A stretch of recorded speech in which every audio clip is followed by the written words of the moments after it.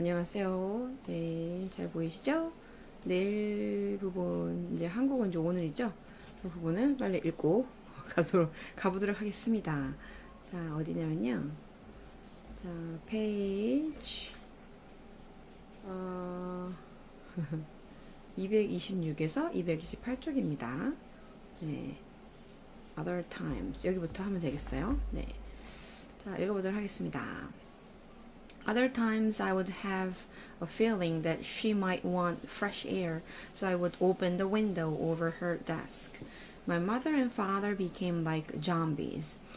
They ate but didn't seem to taste their food. They slept but never deeply. I often heard them get up in the middle of the night. During the days we talked to one another, but without joy.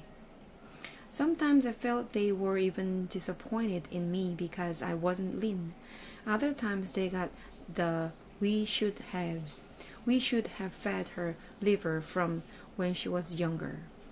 We should have taken her to that doctor in Chicago.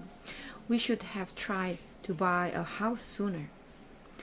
Every day for dinner, my mother fed us either spam and rice or sardines and rice. The dishes piled up. It looked as if we might lose the house because my parents still owed money on Lynn's medical bills, and my mother wouldn't work as many hours any longer. I think she felt there was no reason to work hard anymore. I got so sick of sardines and spam that I started to make dinner for the family. The first 5 nights I made my favorite dinner, ramen noodles with fish cakes and green onion. The sixth through 10th nights I made my second favorite dinner, pizza. Ramen and pizza were the end of my repertoire. Every night after dinner I washed the dishes and cleaned the counters with a new sponge my father had bought me. I did all this so that my mother wouldn't go insane over how messy the kitchen was getting. My mother, although already thin, still cried all the time and lost weight. My father grew thin and his skin became waxy and pale. I needed to fatten them up.